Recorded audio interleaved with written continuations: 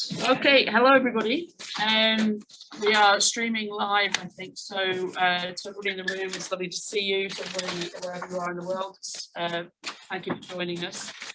My name is Rachel Kite. I'm the Dean here at the Fletcher School at Fletcher University, and it's an extraordinary privilege and pleasure to welcome our esteemed guest to Fletcher today, Fiona Hill. I'm sure many of you know much of her bio, but just let me go through it for the record. And also to explain the Russia and Eurasia Program here. The program is led by Professors Dan Dresner. Dan is teaching at the moment, and Christopher Miller, along with erstwhile Assistant Director Eric Bukowski, and is dedicated to the teaching, research and discussion of a broad range of historical and contemporary issues related to Russia, Eastern Europe, Central Asia and the Caucasus. It's a very quiet time at the Eurasia Program. The mission is to educate future scholars and practitioners, and also to keep moving the forward leading edge of scholarly analysis in part of the world forward. It's part of the US-Russia Relations Initiative at Fletcher, and partners has a series of partnerships with universities and think tanks throughout Russia and the US, trying to provide students with a unique sort of 360-degree perspective on all of this. And also it's the home for the Fletcher Eurasia Club and other student-led initiatives. So it's really wonderful that they've been able to bring Fiona here to campus at such an auspicious time. Fiona Hill is the Robert Bosch Senior Fellow at the Centre on the United States and Europe in the Foreign Policy Program at the Putins Institution. She recently served, as many of you will know, as Deputy Assistant to the President and Senior Director for European and Russian Affairs on the National Security Council from 2017 to 2019. And so before that, she served as National Intelligence Officer in Russia Eurasia at the National Intelligence Council. She's authored 3 books, Mr. Putin, Operative in the Kremlin, The Siberian Curse, and most recently, of course, There's Nothing for You Here.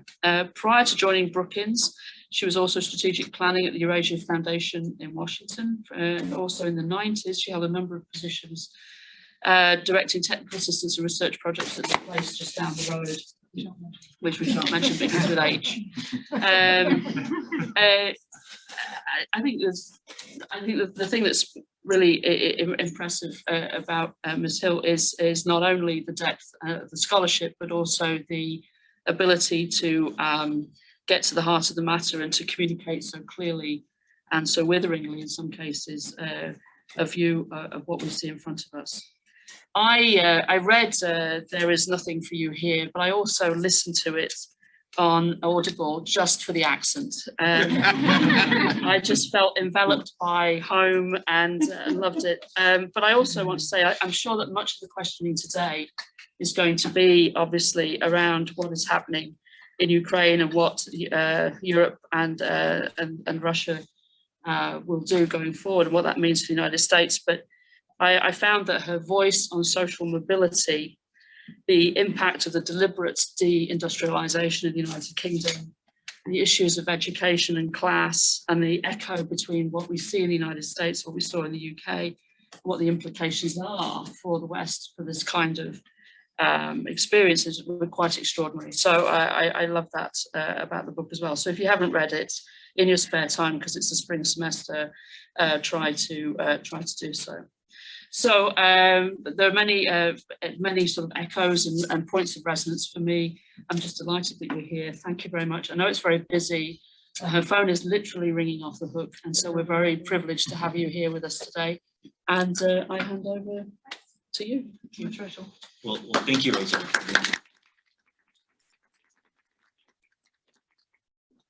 I was expecting we'd have a conversation about the broad scope of US-Russian relations, since you've lived through US-Russian relations in various capacities in your career, Fiona, for the past several decades. But I guess given that a lot happened yesterday. Yeah, I'm caught up on all of it either. Yeah, no, exactly.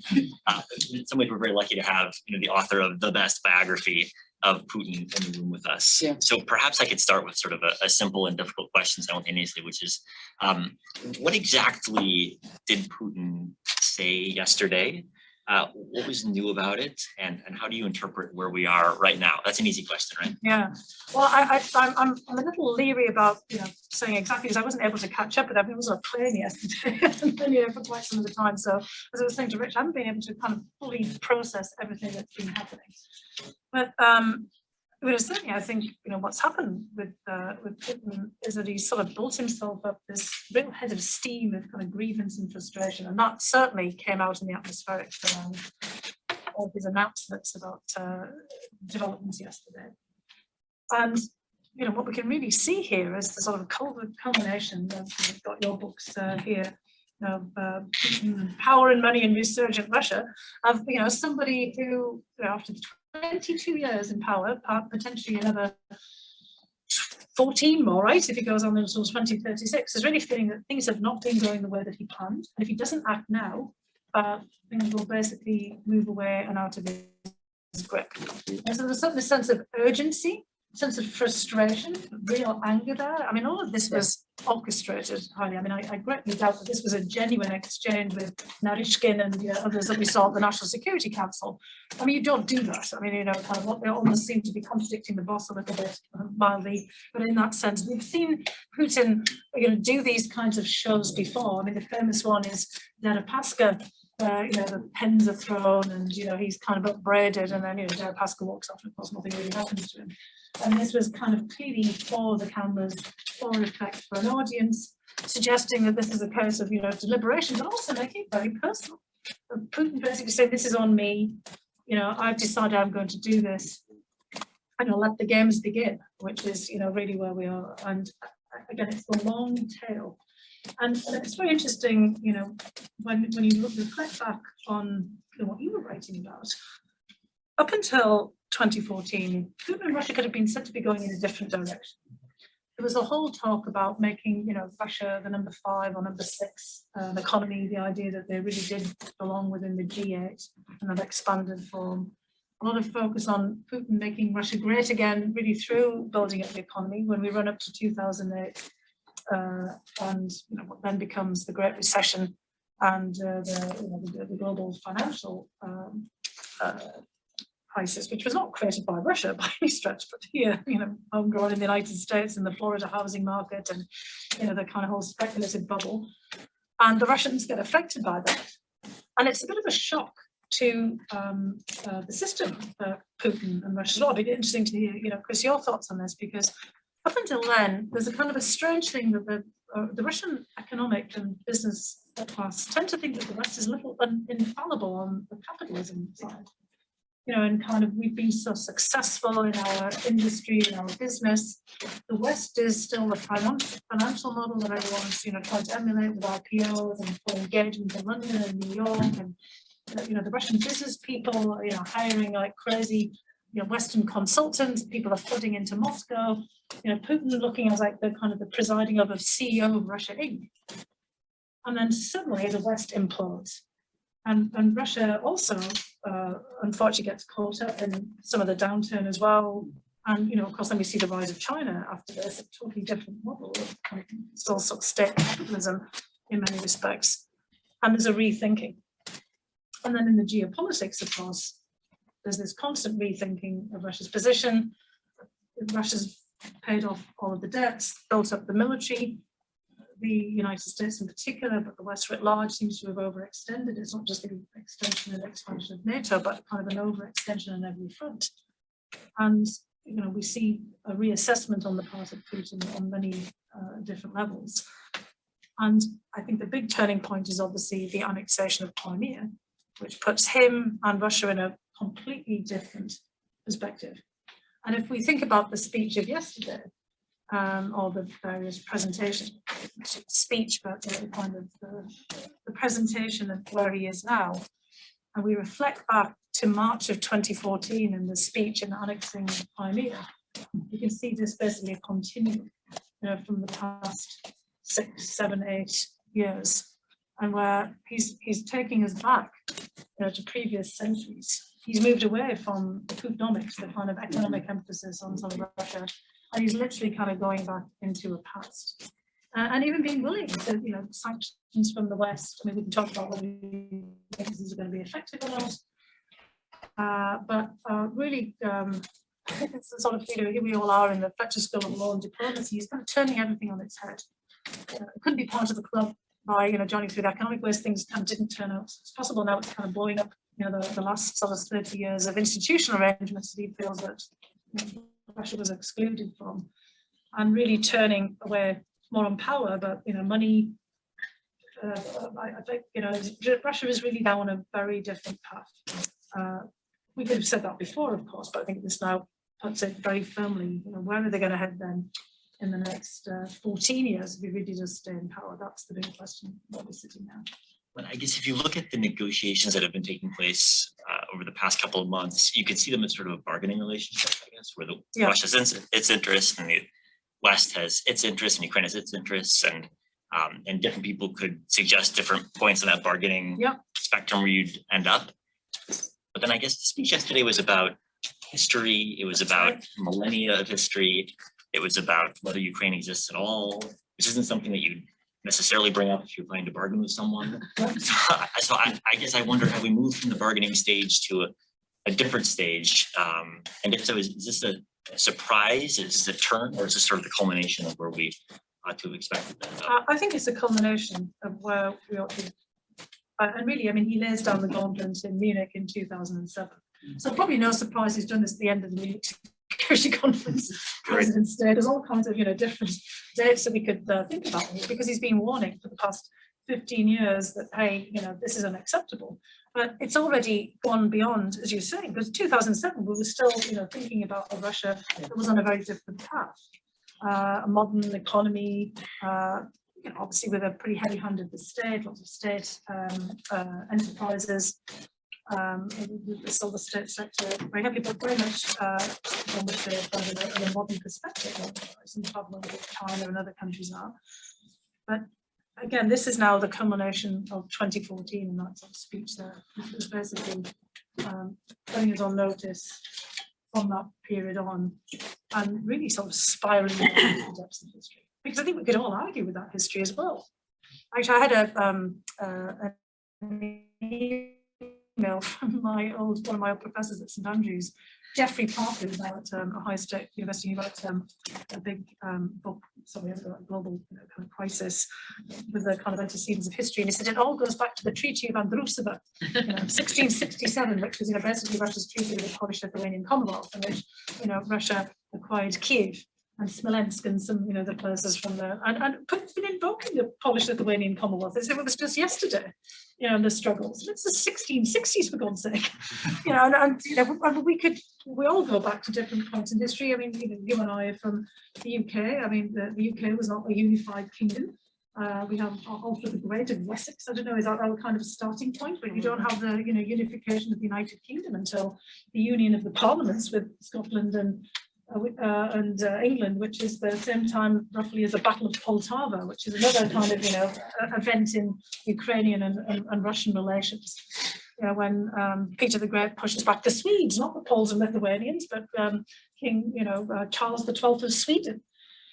So where are we starting in this historical firmament? I have this sort of suspicion that Putin's been spending his 2 years of COVID isolation somewhere in the deep archives of the Kremlin, making up old maps and old treaties, and he has been looking at the Treaty of Andrusova. He's probably got his own personal copy, and basically taking a look at everything. And joking aside, this is pretty serious because we've seen this in world history over and over again. And I'm worried. I mean, I think there's been a sort of it's one of these times where you have a pattern break, but a pattern break that really shows you a kind of a deeper level of meaning and commitment. And maybe unfortunately the older pattern has reversed itself. It's not the pattern of the modern Russian economy, but the pattern of the older Russian imperial state that has kind of reverted itself because of a crisis. I think there's probably many of you, when you go off later and start doing research and books, I mean, COVID and the pandemic, it's created all kinds of reverberations, and this may well have been one of them. It's interesting to tie this decision back to the pandemic, because in some ways Russia was a country that decided to make itself less interested in the pandemic than almost any other country in the world. It was affected greatly in terms of excess mortality, but in terms of popular interest, I'd say it was quite low. And as a result, in terms of economic interest and political impact, it was also quite low. But maybe there's a sort of deeper impact that it had either on Russia as a whole or also on Putin personally. I think on Putin personally, I mean, Russia as a whole, I mean, like everywhere, we've all been, cut off. I mean, Australia and New Zealand and China are probably the most extreme examples of this, of course, when you kind of trying to go for zero COVID, which Russia didn't do. We did really obviously the UK and many other places. But Putin himself did. I mean, he had those early scares where he goes to a hospital and he shakes the hand of the doctor, who then they put on hazmat suits. It turns out the doctor had COVID. So before he got himself all decked out to visit that hospital, he has this awful brush. And then after that, you hear all the stories about, kind of when the media, the gentlemen here from the media were going to visit Putin, you'd have to be in isolation for 2 weeks. I had a couple of colleagues who were going up to do one of these big interviews with him, and they were a cameraman and an interpreter and things, and they had to haul themselves up in a hotel for 2 weeks before they were allowed in. The long table with Macron that everybody laughed about, but Putin, some of that was also probably for effect. But it was this like larger kind of question of worry about contagion. I guess contagion from the French in the West, but this kind of sense of him being in isolation, not having those interactions. In his inner circle, so many people came down with COVID.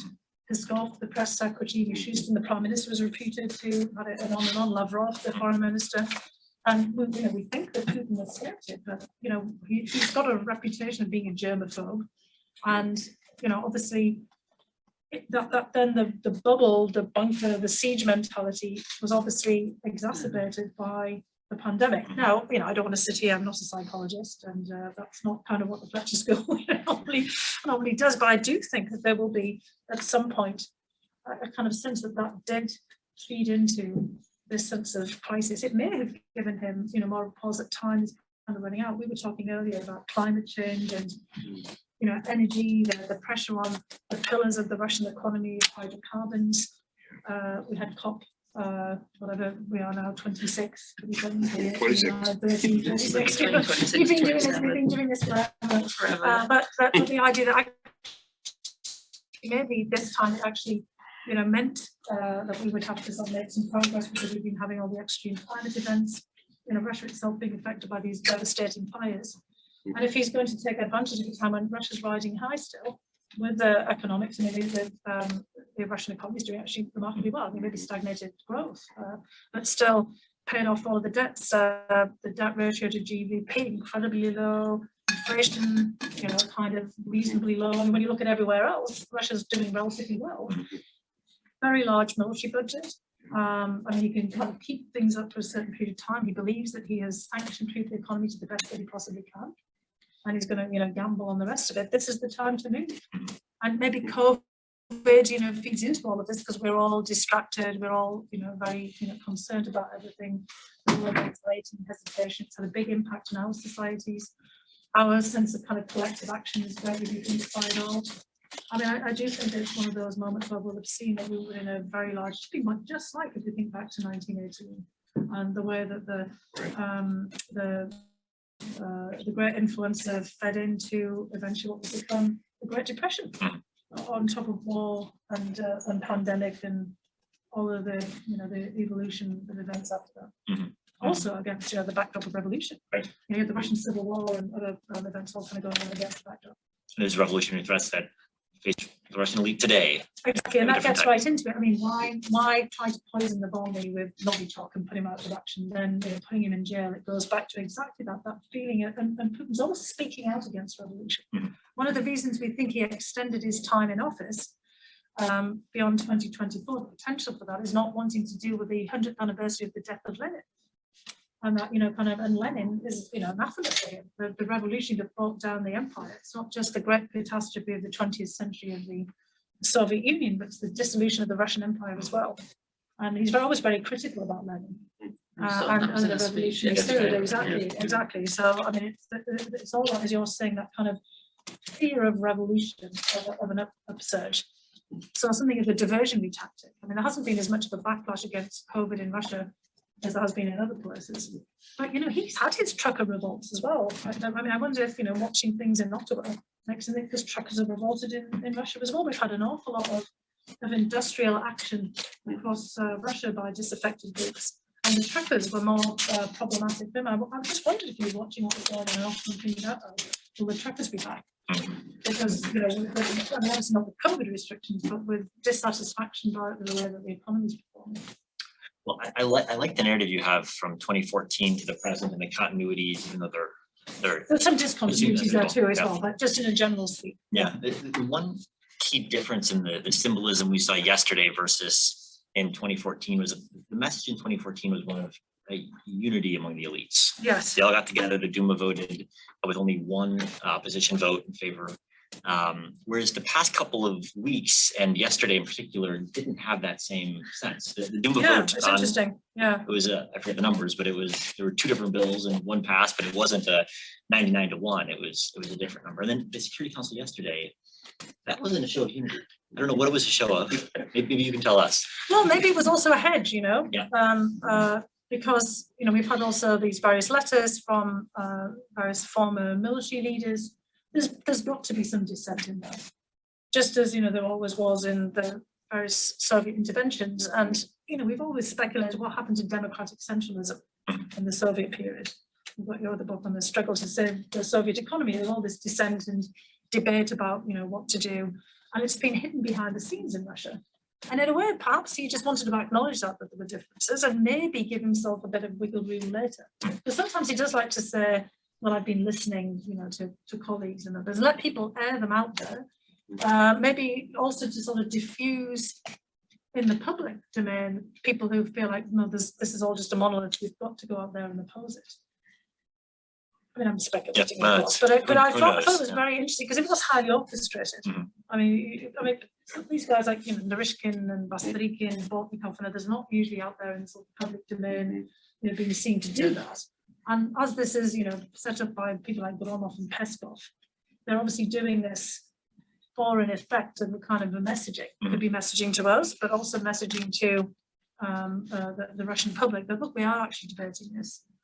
And, you know, Putin, as the new czar, has made his decision, but there's still, you know, disagreement here, and perhaps there might be some room for a kind of a change or sort of an evolutionary change as we kind of move on. Well, the striking thing about the debate in the debate, if you will, in the Security Council yesterday was that there was a spectrum of views, and then Putin opted for the most hawkish, most immediate of all the views presented.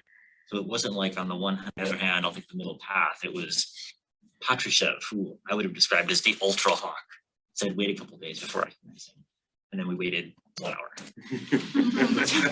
which is actually what happened with Georgia. So I was the National Intelligence Officer in 2000, and you know, then the leader after of Abkhazia and South Ossetia. We thought that they might play around with it, and they were very decisive. And the people who told us, you know, who made the decision, they said it was the guys without epaulets. In other words, the Patrushev, the security guys from the services, because they always want to be very decisive and take that off the table. So in a way, it's sort of pocketing something. And then obviously they're going to look for other forms of leverage over, you know, for the future situation. And also that's showing, you know, which club for now has the upper hand.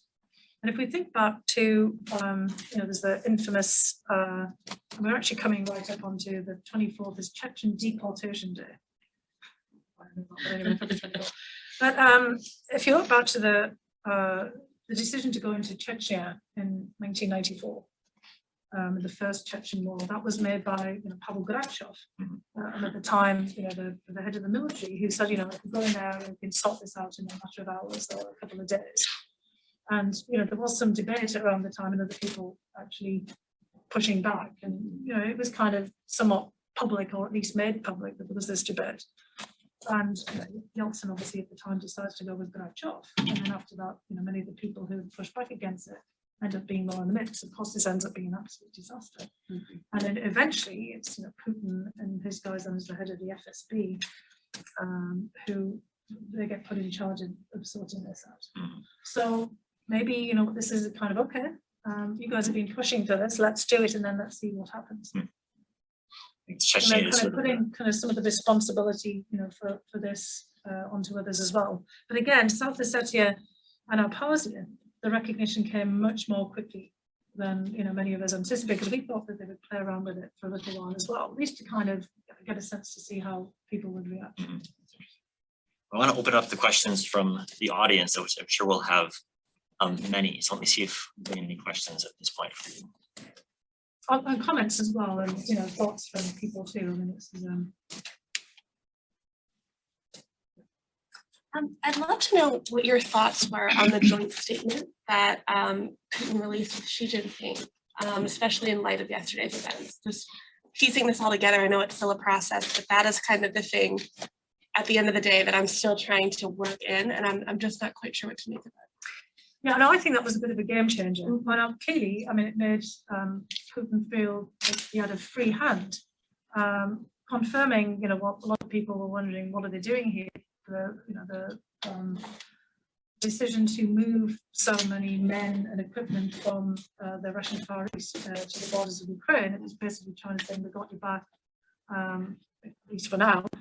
We don't intend on doing anything, and clearly they didn't expect the Japanese to do anything. So leaving those borders with China and Mongolia presumably isn't going to invade. They've been there, done that. I'm not going to do it again for a few centuries. We probably thought it was totally fine to move. So that in itself is significant, because all of us have always been wondering about those innate tensions, inherent tensions in the Russian-Chinese relationship, the history, those relations, the clashes in 1969 on the Amur River, etc., and thinking about the rivalry, that could be emerging in the Arctic as well as in Central Asia and elsewhere. That seemed to really put paid to it. But there was also some nuances that we can see there. No overt discussion of Ukraine on in Crimea. The CSTO, not mentioned, but the SCO, the Shanghai Cooperation Organization, Taiwan. I mean, obviously Russia had to make some comments on Taiwan, and NATO, but not the European Union. And then, the allusions, and I suppose direct criticism also of the United States, but very clearly that this is the United States that there's a kind of a bandwagoning against. And NATO, why would Russia? I mean, Russia would care very much about expansion of NATO. You'd think that China would be less concerned, because it's not like NATO is expanding into anywhere near China. But then there's that much broader criticism in the United States and anywhere of their sort of shared territories. And I suppose one could make the argument that with the Indo-Pacific strategy, that the United States was trying to get NATO more interested in China. Obviously, there's a key element, and then there would be other NATO partners as well as NATO members. There was the AUKUS blow up, but France would be very much encouraged to play a bigger role along with the UK and the Asia Pacific, the Indo-Pacific region as well. And obviously China didn't like the Indo-Pacific strategy, and Russia is always annoyed that it's not, and I mean more than annoyed, but angered by the fact it's not factored in. And there was one thing, when I was on my job in the NSC, when Putin was visibly irritated when it became clear that President Trump didn't know that Russia bordered onto North Korea. Professor Henriksen will think back on some of the work that was already done here on all of those control disputes and territorial delimitation. I remember often being with various symposia here at Fletcher, where we kind of talk about all of these regional issues. We did this work with many people involved on the triangle of Russia, the United States and Japan, the Kuril Islands. We've got to pore over lots of borders, and yes, Russia does indeed have a border with North Korea. It's not the largest in the two men, kind of river area, but it's there. But President Trump did not know. And sure, it was in his briefing packet, but obviously he read it, and Putin was really annoyed. and it was just that sort of feeling that Russia wasn't taken into consideration there. Well, this changes that. So this was obviously something of great importance for Russia. For China, it's very useful. But I think now, what will China do with, this is a further invasion of Ukraine. The recognition of Donetsk and Luhansk, Russia obviously hoped that China might recognize South Ossetia and Abkhazia and Crimea. That's not happened. And I think it'll be very interesting to see how China responds. And we had an exchange about the United Nations, Professor Henriksen. And I think it was very important for the administration and Ukraine and others to take the issue to the United Nations, because this is a massive violation of all of the precepts and principles of the international order enshrined in the United Nations since World War II, not just since the Cold War. And the fact that Ukraine has been an independent sovereign country with supposedly its territorial integrity guaranteed for 30 years. If you think about China's history and China's own feelings of the lost century of the 19th century being predated upon by colonial European powers, including Russia, this can't be particularly comfortable. And even the whole issue of Taiwan is tied up into that feeling of violations for Chinese perspective, Beijing's perspective of sovereignty and independence. So I think it's going to be very interesting to see how far China will, that statement about the limitless aspect of their partnership. I suspect it does have its limits. Now I'm unpacking it still as well. Thank you. Yeah, Rocky Whites, I'm Director of Maritime Studies here. Thank you. This is very good. I've been tracking the Black Sea pretty closely and reread the Montreux Convention. I wanted to ask you if I was struck by Putin's speech about how expensive it was to really focus on all of Ukraine, not just the Donbass. So just to play it out, given your deep experience, if he were to move further into Ukraine, I've heard people say that essentially making Ukraine a landlocked country might be, and I looked at the geography, it would make sense. It'd be relatively easy to do. But just wanted to get your thoughts based on your background of if he were to do something that would be a limited incursion, but more than the Donbass, where do you think that would be? Well, it already seems to have, again, I need to go back and take a very close look at what was said, but it seems to be already suggesting, kind of recognition of an area that's not completely controlled by the That's DR, true. NR, Yeah. and LNR, right? Yeah, that's correct. And so I'm supposing that the administrative borders of Donetsk and Luhansk regions. And then there is that question very much, and I mean, you obviously spend a lot of time looking at maps like I do. If we look back to Novorossiya, the whole idea that they were extrapolating before, they didn't quite work out. And this certainly started after the proxy war starts in Donbass. There was efforts to go Mariupol, clearly with ambitions along the lines of some of what you just suggested there. The amphibious landing vessels that were sent down for the exercises, people have been looking very closely to intend to do something in Odessa, or could this be in Kherson, or will they cut off the Sea of Azov, which has been done many times, and the law of the sea, and kind of Kerch Strait. how do you apply with the Kerch Strait? The Kerch Strait is sort of the mini version, really, of the Bosphorus Straits. Correct. But Russia claiming now to own both sides of this, sovereignty over both sides, of course, does not.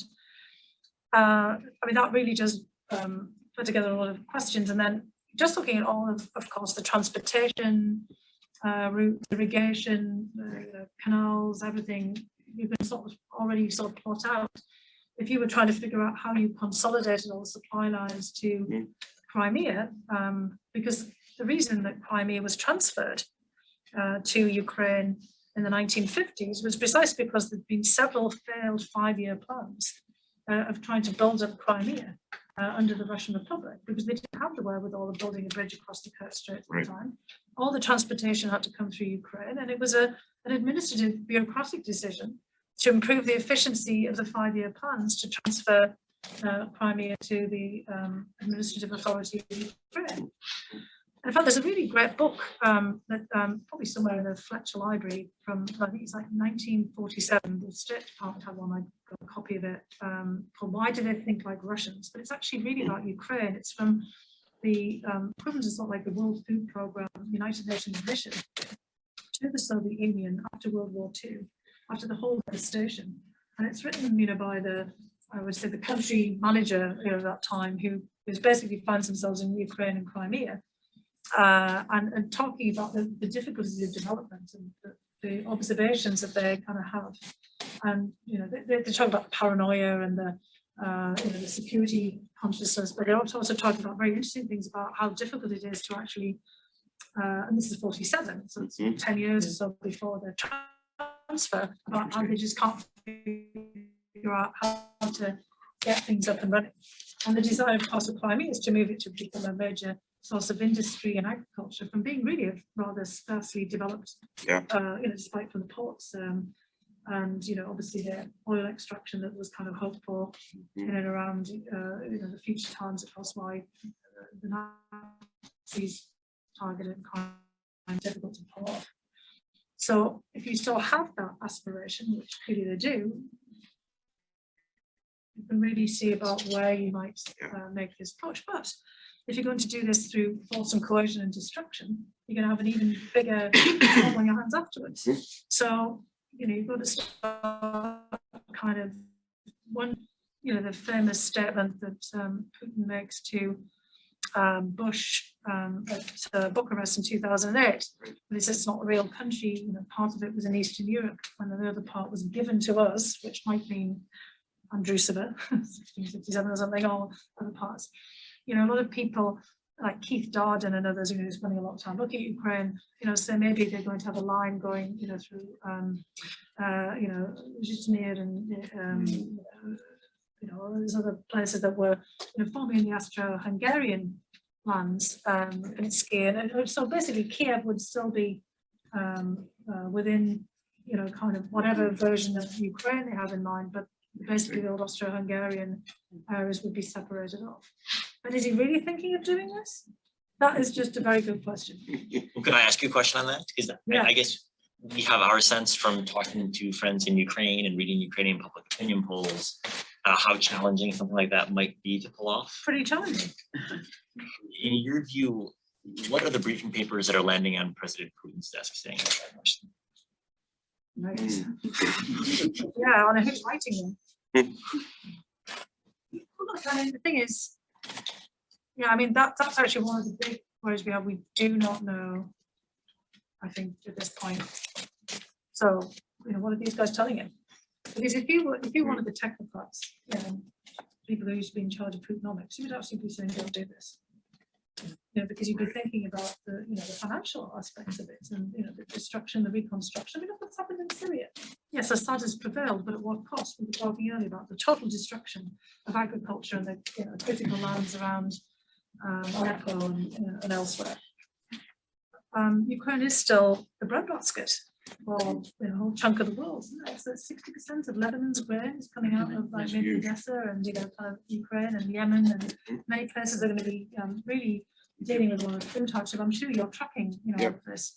So Kazakhstan, Russia, Ukraine as major grain producers all coming out through Black Sea trade and disrupt that. I mean, maybe Russia, Putin thinks you can manipulate that, and the commodity prices will go up not just for oil and gas, but also for grain, kind of at what cost.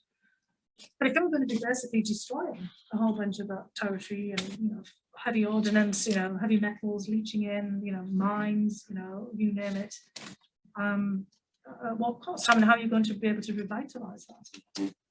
Sacking and plundering that kind of usually happens in even in modern war isn't going to be very constructive. So who's sending him what?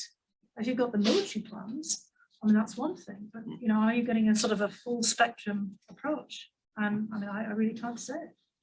And that's what's very troubling, because maybe that's when someone like Narishkin has a bit of hesitancy. Now, can they expand out to the administrative borders of Donetsk and Luhansk? Probably, and then taking the coastal area, but again, at what cost? If you're then kind of thinking about the sort of levels of devastation, think about hurricanes and tornadoes and all the other kinds of things that we're having in massive extreme weather events. It takes an awful lot of time to build back, and who's going to do that? Is it going to be the Rottenbergs and the Pavelchuks, kind of coming forward like you built the Kerch Bridge? Outside investors, will the Chinese want to invest? The biggest investors in Ukraine have been the Chinese. Will they want to invest under these terms, particularly with lots of sanctions on, because Chinese firms will get snarled up? Are they going to make a condominium with China for investment in Ukraine? Doesn't seem like that's kind of part of the plan. So again, I'm asking the kind of questions you would hope somebody is floating out there. But as I know from my own experience as a national intelligence officer, you can brief and give an assessment, and people can say, I don't care. You know, I've been there before and people have just said, oh, sorry, yeah, that's all very nice to know, but no, I've made a decision and the policy is going to be this. Oh, well. Take some more questions. Yeah, hello, thank you. I'm just wondering, in your view, what an appropriate response to this most recent action would be from the United States government, so it doesn't end up being like a repeat of 2014. And I also wonder, there's been a lot of talk about removal from the SWIFT bank system, and that seems like a really heavy punishment. And so in your mind, what is the threshold that would kind of need to be crossed to remove that in order to maintain kind of credible escalatory steps that might not involve war? Well, we're already in war. When Putin's made, you know, he's already annexed Crimea. There's already a war in the Donbass. We have the MH17 team shoot down and slain. We've got 14,000 people thereabouts already killed, civilians and military in Ukraine, and the complete, violations of Ukraine's territorial integrity and sovereignty. And I'm sure that what the Russians are going to do, some of it would, fair enough, do a lot of whataboutism. The United States has done this, the United States has done that, other countries have done this, the countries have done that, but it doesn't excuse, what they're doing. And that was the importance of taking things to the United Nations. Because, Saddam Hussein and Iraq did this in 1990. Let's put aside the abomination of the United States going in 2003, which is completely wrong. But 1990, when Iraq invaded Kuwait, there was an international outcry, there was a sort of a coalition, there was a coordinated response. And that's kind of what we need now. It shouldn't be the United States doing this. Ukraine does not belong to the United States. But it needs to be, because that's what the Russians want. They wanted a proxy war, seeming that somehow this is like Charles XII. And they're fighting or the Polish-Lithuanian Commonwealth or the Cossack Hetmanate or the Ottomans. This is not. The United States has no claim on Ukraine. And we never have. We never should have. But we basically should be in an international coalition with lots of other countries trying to push back against these violations. And yes, we have violated sovereignty and done all kinds of things. That doesn't make this right. My grandmother was always telling me as a kid, 2 wrongs don't make a right. Like, multiple wrongs don't make a right either. So basically, where we are now is we've kind of established this ground, and the appropriate response is really an international pushback. And it should also include the Chinese speaking out about this as well, because what goes around, can come around all the time here as well. And there'll be some point when the precedent has been set, the die has been cast, that others will try to pick up on as well. So, look, SWIFT and some of these other decisions are huge steps, but that might be what is necessary to, basically get the attention and make the point. And it's going to have pain for everyone else as well. And it may be that we've now reached that stage where we're going to have to, take the blows as well. But it should not preclude at any point negotiation, because we still have to, basically, Fletcher School of Law and Diplomacy, we have to enforce international law and stick to it ourselves as well. But diplomacy is essential here. So I think the appropriate response is basically pushing back on Russia by all kinds of, economic and financial and other means collectively, not for just the United States to be doing this, trying to apply international law and to continuously keep engaging in diplomacy, because even in wartime, you need diplomacy. But the sad fact is that Russia has declared war on Ukraine, and it is a sort of post-colonial. It's no different from what the French and the Brits did in 1956 in Suez, or the Falklands War. That was the Argentinians moving in, but we've seen this play before, and basically, unfortunately, also Germany and the 1930s Sudetenland and Poland. Nobody ever likes to talk about Hitler, because it always seems then, comes kind of horribly reminiscent of a kind of speech one might have heard in the 1930s. Can I ask the EU question based on that? Sorry. So I think it's interesting that it's going to the Security Council. It's interesting to read Kenya's letter to the Security Council, which is an appeal against imperial aggression.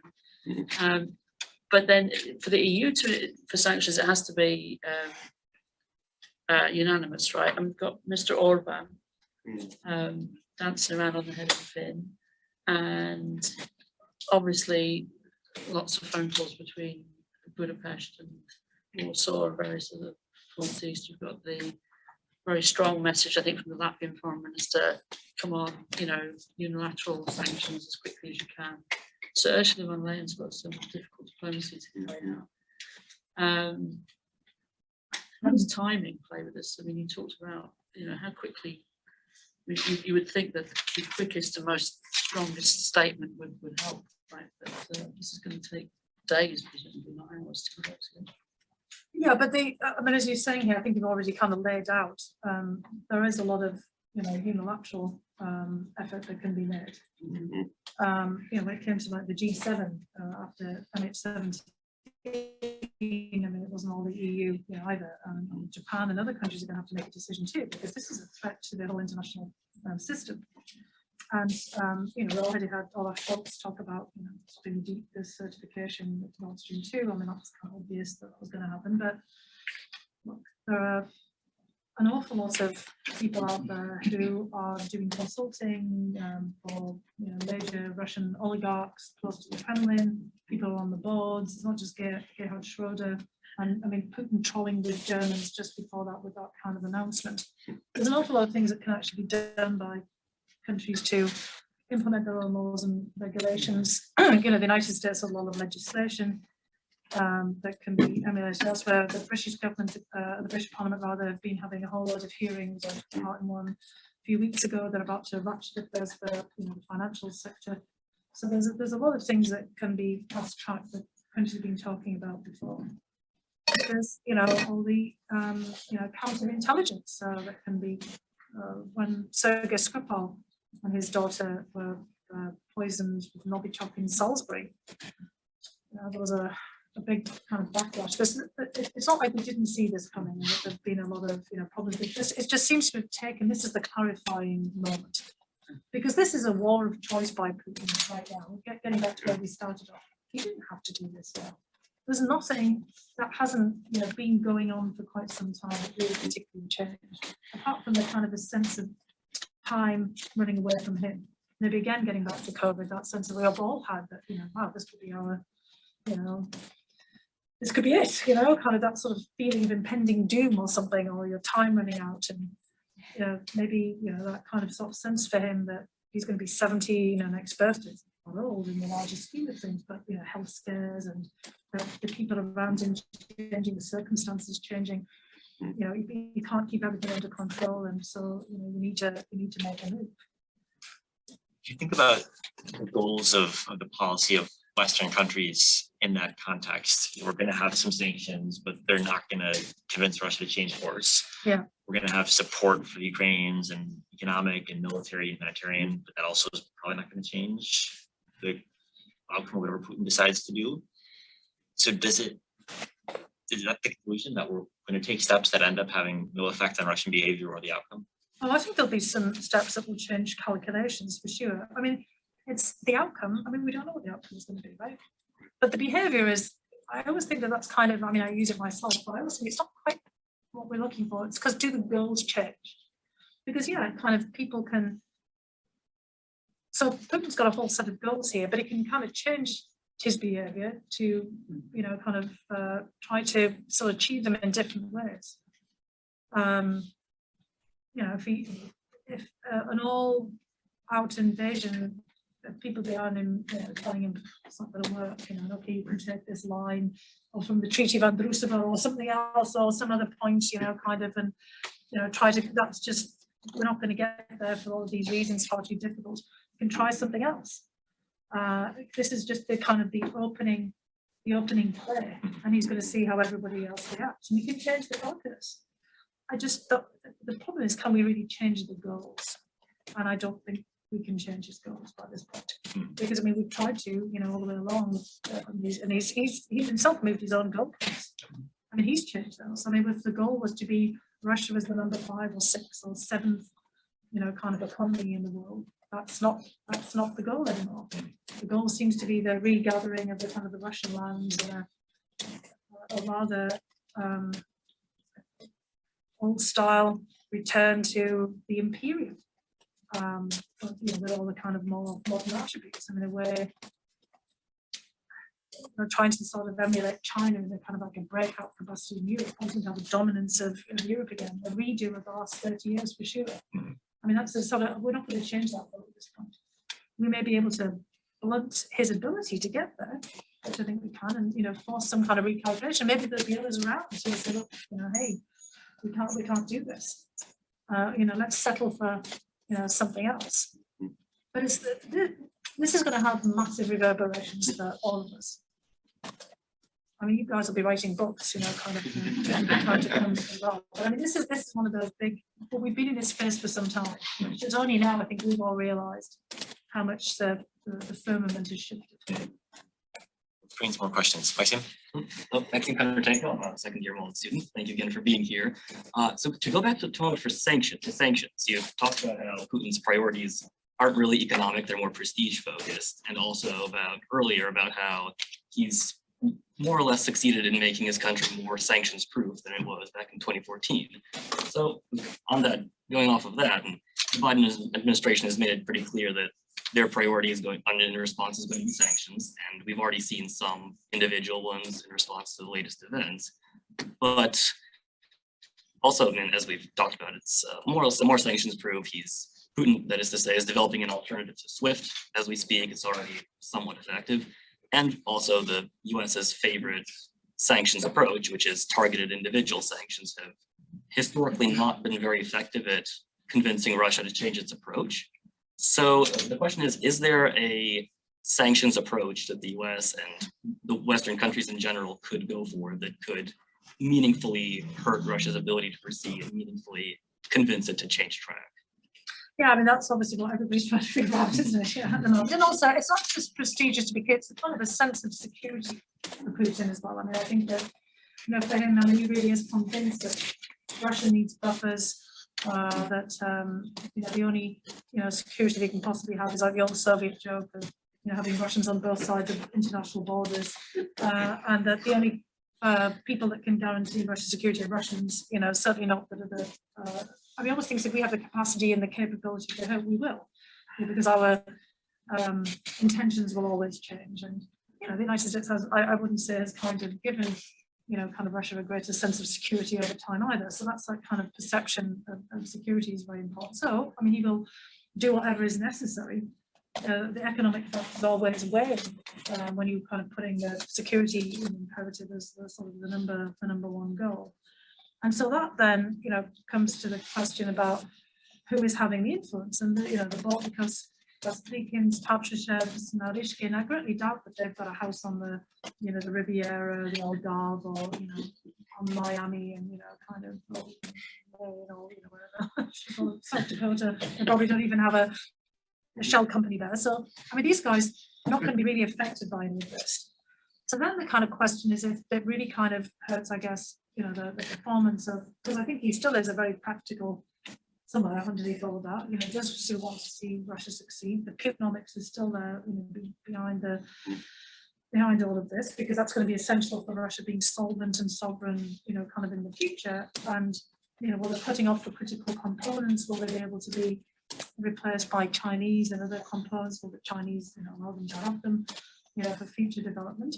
But then it is all of that kind of business and other costs that do have, holdings overseas. I mean, Russia is more, and look, it ought to be like, I don't want every Russian businessman, student, or everything else to be sort of cut off. But there is an awful lot of, the oligarchs, who may or may not have influence on Putin. I think different groups of people have influence and others, probably don't. But the larger kind of business community, you suddenly can't function. Can't get their visas. We know, for example, I think Pasca's been especially pissed off about not being able to get kind of a visa, to come to the United States. So if consulting companies and others stop working with them, if people pull off the balls, I mean, Putin thinks he can bribe and pay for absolutely anybody.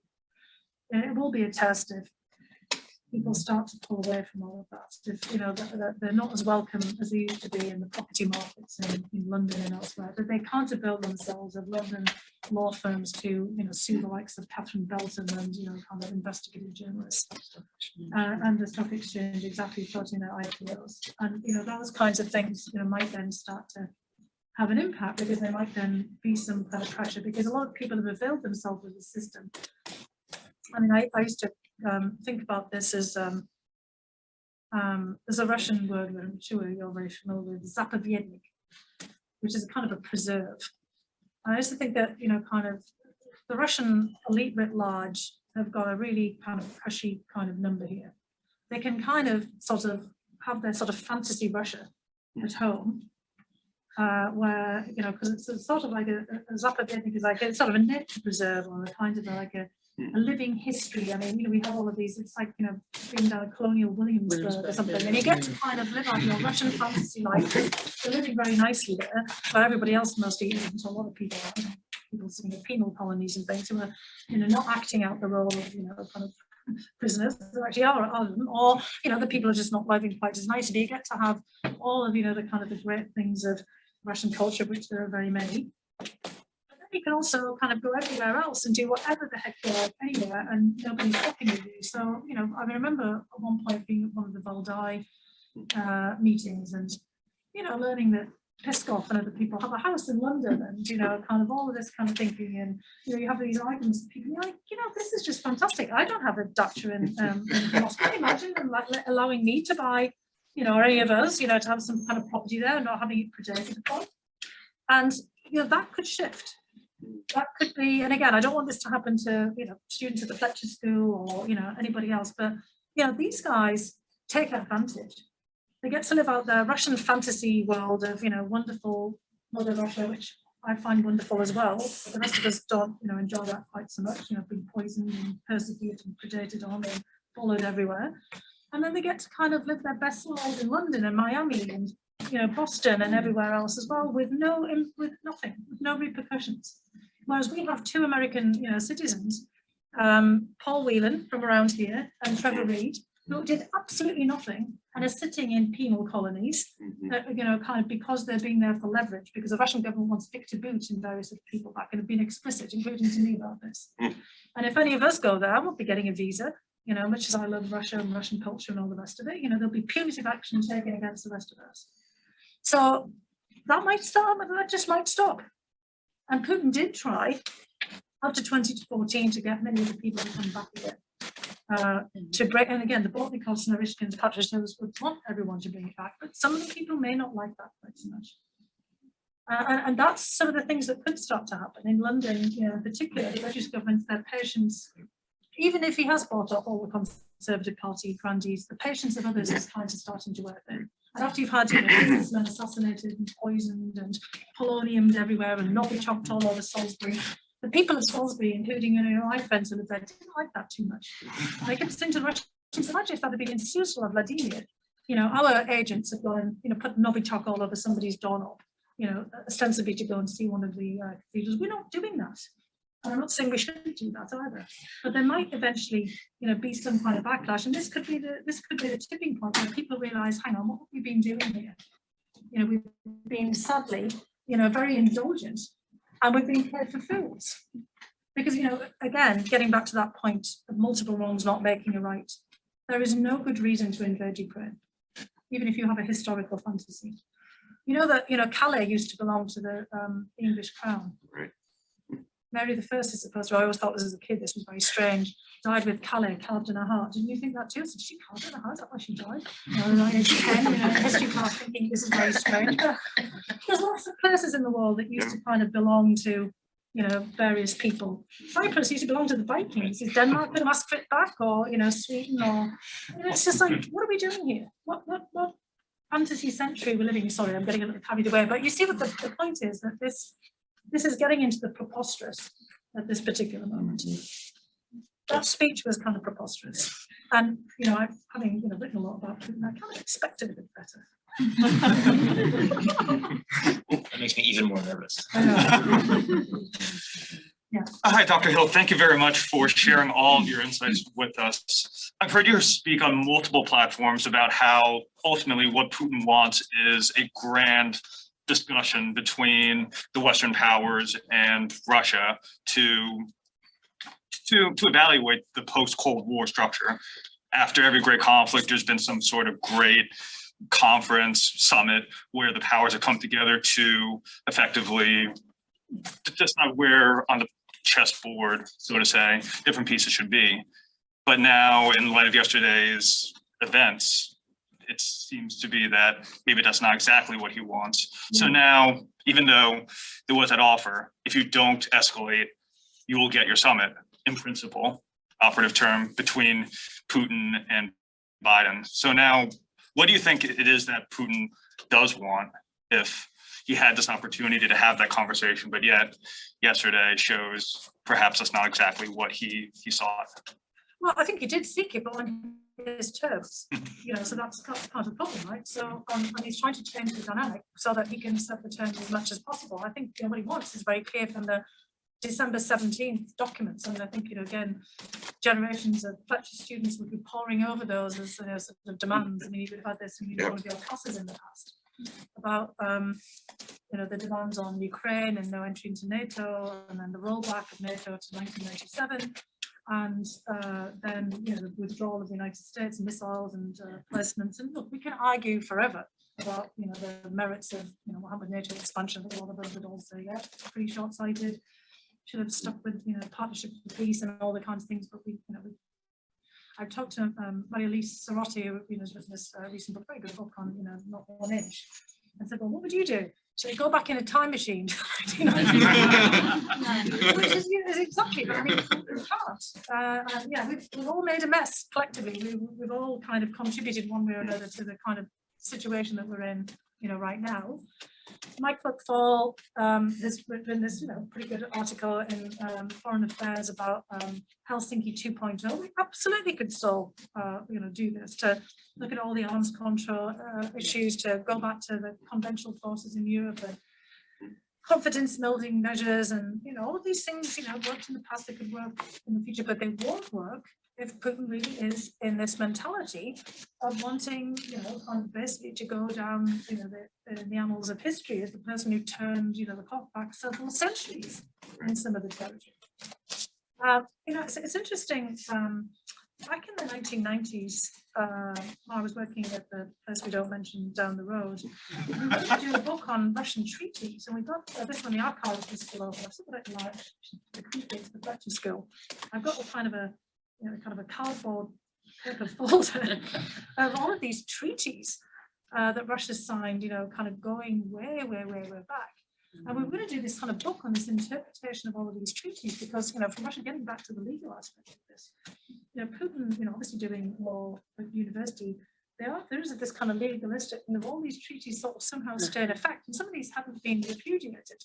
So did the treaty on Jerusalem not get repudiated, or did it just kind of, disappear into the annals of time? And I keep wondering about this. I mean, is it that he's kind of basically going, because certainly when we were involved, and many people here at Fletcher School, Professor Ben Henriksson will remember, we were involved in this trilateral study we did of Russian, Japanese and US relations, going back to the various shifts in the Kuril Islands and the northern territories, the various different points of that, and looking at the different treaties and how these are defected. And the Russians were fixated on the treaties and on the letter of the treaties, and looking at the different justifications. And frankly, the Russians were not wrong that under various agreements during World War II, they'd actually got themselves the right to retain the Kuril Islands, with the exception of the Habermas and Shikotan, because of the 1956 San Francisco Agreement. And they were willing to make a different political and policy choice under the right circumstances, but to the legality in the letter of these treaties, they were very fixed, and in fact they had some justification. And I am wondering, if Putin's been going through all of these and thinking of all of these, is why they want to have legal documents now to be able to hold us to. But he wants to have legal ironclad, he says, with even more weight than a treaty, documents basically enshrining and encoding his demands right now. And that's going to be, it can only be a policy or a political decision on all of our parts. And so I think, what's happening is he's trying to secure as much as he possibly can to be able to, 2 bottles of water, not just, a little half of bottles, to be able to kind of basically bargain from the point of having as many pieces as he possibly can in his possession. So I think we're in for a pretty rough ride right now. But again, we can negotiate something. Of course we can. If there's a will. That's what I'm a bit worried about. Thank you, Professor. This is Yana Masura, I'm second-year math student. I would like to ask you about NATO's open door policy. Yesterday, we heard that there will be no concessions regarding Ukraine, and I'm wondering whether the door is still open for Ukraine and Georgia, and if not, realistically, how does this undermine NATO's credibility, and does this give effective third-party veto rights to Russia? Yeah, well, this is going to be a debate that we're going to be having, I suspect, for quite some time. Because if we actually do look back to 2008 in Bucharest, and I've already said I was the National Intelligence Officer during that point, we actually advised for the US government not to support the membership action plan then, because we knew that everyone was opposed, with a few exceptions. And on the the premise that going and asking for something that you can't get is not a great idea, particularly in international affairs. And we were overruled. This is one of the times I said, well, you lay it all out there, and they said, Vice President Cheney said, well, what I'm hearing from this is you're opposed to freedom and democracy. And then he walked out the room. I had a picture of him walking out the room with all the folders under his, and me and my colleague, Dr. Richard Kozovich, looking at each other and going, that was good, wasn't it? Strike one for the analysts, the briefing on this topic, because there was so much opposition among the majority of the allies. But President Bush had made a personal undertaking to Presidents Yushchenko and Saakashvili that if they asked, he would support it. And there was a lot of dissent among US principals as well. Secretary Gates and Dr. Rice, there were opposed Stephen Hadley. But Bush and Cheney were very much of the idea that they should take the issue to Bucharest. And the letter that was written, so first of all, just to put it into context, neither Georgia nor Ukraine had signalled prior to January of 2008 that they were wanted to have a membership action plan at the table on the summit, so it hadn't been prepared for. And there was basically an understanding that that wasn't going to happen. Now in Georgia, there was much more support at the popular level, but in Ukraine, there was very little, I can't remember, 23 maybe percent, I can't remember the exact percentage, but it was, kind of a minority. It was really a kind of elite project of Yushchenko and people around him. But at some point along the line, I think a group of former US ambassadors to both Georgia and Ukraine and others decided this would be the time to push. I mean, this was kind of a very much sort of elite think tank and, former, political effort to kind of try to push the Georgians and Ukrainians to act together to write a letter. And the letter came in January. We didn't have been looking back recently, my I've got a schedule I keep. I don't write anything in it in case somebody else gets it, because you never know what's going to be there. But I've got little pointers of the schedule. We didn't start doing the assessments of this until February. And remember, it's the beginning of April, the Bucharest summit, by which time it's obvious. And I really wish that the Germans and everyone stuck to their guns and refusing it, because they did not have to table this at Bucharest. They didn't have to do it, just to be very clear. This is where the blunder all comes in. Because they were absolutely opposed to a membership action plan and a timetable. Even though, militarily, Georgia was absolutely very well prepared and had been, basically working and fighting alongside the United States and the coalitions in Iraq and Afghanistan. And everyone thought that the Ukrainian military had capacity, particularly heavy lift and attributes that they would be bringing something to the NATO table. But it was the reaction that would want to get from Russia, but also, the fact that there was just so much. It's like the EU enlargement. There was not a desire to move any further at that point. There was a sort of feeling that NATO, like the EU, had gone far enough for the moment, and there was all these still debates about whether Turkey should be in the European Union, and just there's a lot of problems on every front in Europe at that particular junction. Of course, we'd had the Munich speech by Putin in 2007, putting everyone very much on notice. And so basically March, after many briefings and lots of preparation, we laid all of this out. President Bush basically said to all of us, "No, I love it when it's the diplomacy's hard. We're going to take it to Bucharest," and the rest is history. Because there was still an awful lot of pushback, but instead of really resisting the countries that were opposed to it, they decided to kind of come up with a compromise. And the compromise is the worst of all possible worlds, because it's like one day, perhaps 2 millennia from now, thou shalt be in NATO, but with no actual proper perspective.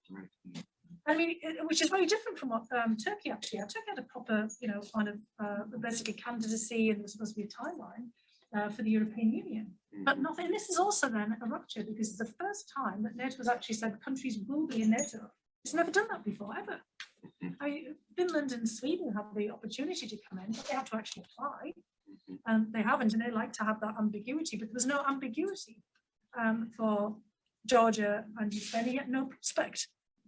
And it was instantly apparent that the Russians would, not to say they go ballistic, but like where they will, if they've got Iskanders in Belarus, then actually will have done that.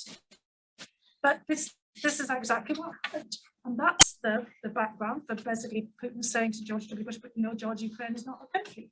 And the determination at that point, one of the things that we assessed, I mean, again, this is not hardly secret, is that there would be we had a very high confidence that the Russians would take some kind of, as they call it, military technical response to preempt anything of this happening. And within 4 months, the Russians had moved into Georgia after a pretext. And, we thought that they were going to Ukraine at the time too. But basically, the Ukrainian government pulled back. And for, a very long period of time, 7 years, the Ukrainians don't make a move. And then it's the European Union and the association agreement that the Russians think is a backdoor to NATO. And they also tell the Armenians not to do that either. I don't know, I happened to be in Yerevan on the day that the Armenian delegation who were meeting with the Russians about the association group came back. We've been meeting with them right away afterwards. They were kind of late to our meeting. They told us exactly what the Russians had told them. That they thought that the EU association would lead to backdoor, closer partnership with NATO, and absolutely not. And of course, they wanted Armenia in the Eurasian Union, so that wasn't going to happen. And that's what they basically told the Ukrainians. Yanukovych pulls back, and then you get Euromaidan and basically everything else as well. So much is kind of flowing from all of this. But the problem is now we've done that to basically move back with Ukraine being held hostage at the point of a gun. Seems not just impossible, but unwise. And we're going to have to, figure out some very fancy formulation, which obviously Olaf Scholz, the Chancellor of Germany, a few others have sort of said, well, why are you talking about it now? It wasn't on the agenda. But how are we going to deal with this? So do we think of other things beyond NATO? I had my colleague Michael Hanlon and others have been talking about. I even got a letter from somebody. I get lots of letters from people, basically laying out why not have, basically get into a military treaty with Sweden and some of the other countries that do not read history. It's like a kind of, oops, Battle of Poltava was about getting the Swedes out of Ukraine. So maybe I put this to the Swedish ambassador the other day. Yeah, the ambassador said, no, I don't know, we've been there, done that. No. But we're going to have to come up with other ideas. How do we structure this? I mean, the person who thought it was actually trying to be very sensible, but haven't gone back into the annals of time as Putin has, trying to think about, well, are there other ways of guaranteeing, you've got the Visegrad, they've got the Weimar group. I mean, obviously some of these don't have great titles. The Weimar group doesn't sound very propitious either, but, how could you think about different ways of anchoring the countries in security? And so this is the challenge for wonderful students here at Fletcher School to try to think about, what other ways can we think about this? I guess the key question though is the goal Ukrainian security, or is the Russian goal Ukrainian insecurity? That is the problem, I think, because our goal would be Ukraine and Georgian and other security. But from the concept of Russian security, I don't think Putin feels more secure because others feel more secure. In fact, he feels more insecure because his worry is that someone can fight back. And he's not the only one who thinks like that, of course. I mean, this is, again, a rather conventional way of thinking about things. And the Brits, back in the day in our empire, we didn't like that either. If people could kind of fight back, then you couldn't impose your will upon them. And again, I mean, I think it's that sort of sense of an offensive defense posture. And I think that, Putin would like to see not just Ukraine, but the old former lands of the empire neutralized. However, what they just did to Ireland, and they just kind of draw everyone's attention to the ultimate neutral country, there's no threat to Russia whatsoever, then you're buzzing their airspace and sending naval vessels into their economic zone to the point we've got their fishermen pissed off and they're moving off. Tends to say that you're not really respecting neutrality. If I were Putin, I was thinking I'd like to send a positive signal to others about neutrality, I'd be celebrating Ireland, not kind of messing about with naval exercises. So that, again, getting into that idea of indivisibility of security becomes a problem. So, what we've got as an alternative to the indivisible nature of security into the Helsinki Final Act and the OSCE, and you obviously know that the Russian government have been asking people to write in their thoughts on all of this, is the Concert of Europe idea, which is the big boys, as one describes them, sitting down at a table like this. We wouldn't have so many of us here, but then resolving things for everyone else, but didn't fly either. So, I fear the more that I'm talking myself into this as well, that we don't have a lot of good options here. If trying to, we absolutely can negotiate, we can absolutely find some basis, but only if the risk calculation of Putin and the people around him shifts somewhat.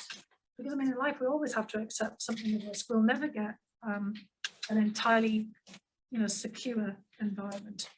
You can't have a world without any kind of danger. But right now, I think Putin feels a great sense of danger. Perhaps it's because of projection from the situation at home, and the things that are kind of happening around him that we can't all speak to.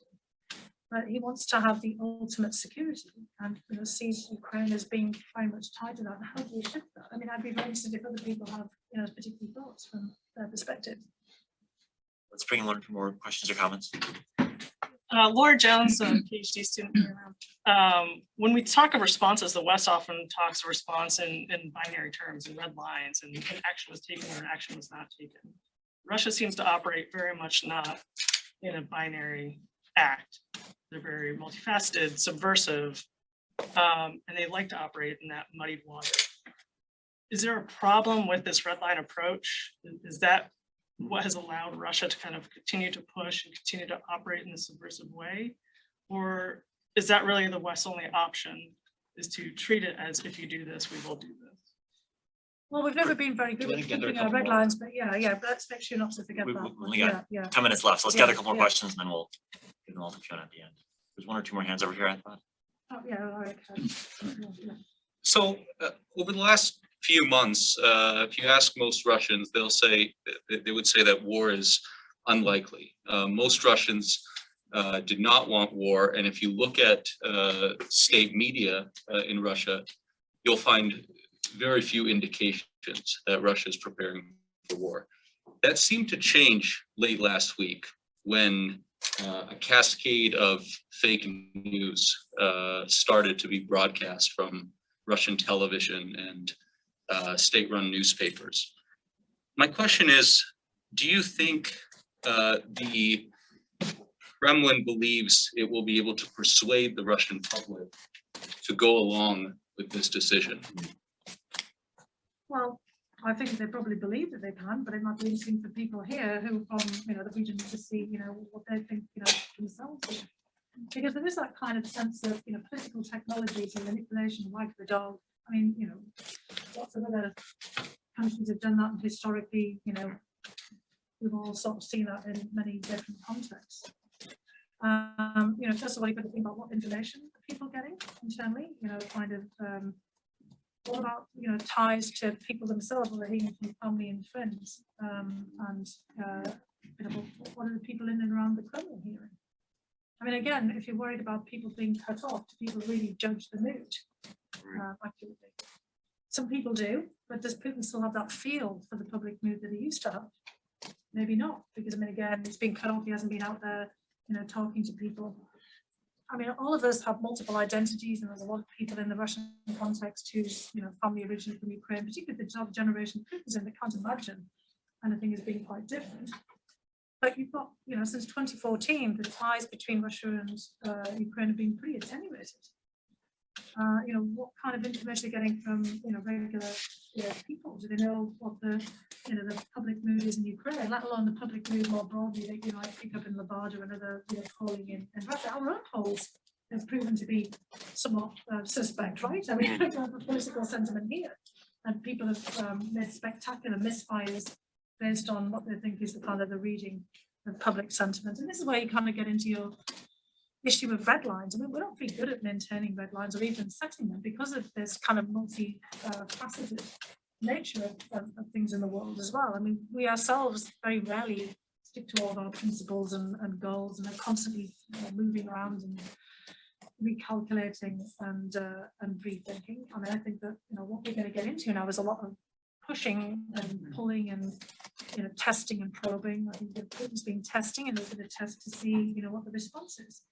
With the Nova Russia idea, if we can take ourselves back to 2014, where there was this attempt to kind of spark off similar anti-Ukrainian movements that we managed to do in Donetsk and Luhansk, in Kherson, Mariupol, Odessa. It did not work out well. Right. And there was all the pushback. And there was some nasty incidents. Remember, there was a building caught fire, and, you know, people were killed, and, you know, they pulled back. I mean, maybe there's an anticipation now that there'll be an upsurge of support. I mean, the United States had that about Iraq. I was like, if anybody had ever read British history being in Iraq, or, you know, anyone else, they wouldn't have done that. The idea that we were going to be seen as liberators and putting up flowers in the, you know, the barrels of our guns, or, you know, that things would work out in Afghanistan. That was highly unlikely. But I mean, this is, but, you know, everybody can, you know, basically delude themselves by their particular reading of things, that things are going to work out. And I don't know what they know. Or, I mean, I know just stuff from my own personal experiences, all of us, so there are limits to our knowledge. And, you know, often our interpretation of events is off. I mean, there are some things I can feel fairly confident about. But there are other things, you know, that's why in intelligence you have, you know, low, medium, and sort of high confidence. I mean, I was pretty highly confident that eventually the Russians would do something against Ukraine. You know, in 2008, we thought they would, we thought they'd take Crimea, but it didn't happen until 2014 because the circumstances changed somewhat. And I didn't expect Putin to go into Syria, to be frank, but the French did, because the French had got better knowledge of on the ground in you know, the Middle East at times than we have. But the French and the Germans didn't expect anything like this, you know, through the Normandy format. We've been getting pushback from them for weeks, saying nothing was going to happen. So yeah, I can't really say what they think. Seems to me like he's misread the Russian public, that this is a great miscalculation. I guess he'll say he'll see. I mean, that's, we know that we all will, right? I mean, Crimea was a resounding success from his perspective. Seen as a writing of historical wrong, 80% plus approval rating. You know, again, it's not entirely clear that this will go down well. I guess it also depends on what timescale you judge it on. The Yeah, timescale exactly. of 2022 or the timescale of 2036 or of- something like this. yeah. Or yeah, I was listening to there's this great podcast that's one of these two UK historians called "And the Rest Is History." It's on Spotify. And there's some really great episodes. And one was on the Burgundians in the 100 Years' War. And there's a really very entertaining Flemish professor who was saying, "Oh, the 100 Years' War, of course, people didn't know it was 100 Years' War, they were just doing it." Yeah, I thought that's right. And she's like, laughing my head off. Yeah, there's absolutely, we don't know the 30 Years' War, the 100 Years' war. You know, all these things are happening, you have no idea. And the rest is history. Yeah, that's kind of is the name of the podcast. But you know, I think we're all, you know, grappling with the same sets of issues. I mean, there are lots of blunders out there in the world. A lot of them we've made ourselves. I don't know what information Putin's getting. I don't know what information you can get if you're sort of sitting in that bubble all the time and not, you know, kind of how in touch is anybody now about COVID and everything. You know, when I was, you know, one of the reasons I wrote the book that I did was to sort of explain how things look from a different perspective. You know, whether you're sitting and standing, or your experience in life gives you a very different perspective on things. I mean, I knew that Brexit was going to happen, because all of my family ties were outside of London and those where people were going to vote for it. I also knew that Trump was going to get elected in 2016 because all my extended family in the US were not living in elite, you know, kind of liberal coast. They're out in the Midwest, and every time, you know, I went to visit them, they would be explaining to me, you know, kind of what they were thinking. And Trump himself got that, you know, for example. So, you know, but other things, if you don't have the experience of it, you're not going to judge it correctly at all. I think there are lots of things I've been very surprised about. As I said with Putin, I was kind of a bit surprised by, you know, just some of that perspective, you know, because the guy in Putinomics, he must be somewhere still there. You need to add a new chapter to Operative in the Kremlin and Putin, the historian. Yeah, well, he's in there as a history man, but now he seems to have gone into the historical reenactor. You know, which is kind of best. Well, perhaps that's a good note on us for us to wrap up this conversation. Thank you, Fiona, for Thank you giving to us this everybody broad as well. historical canvas.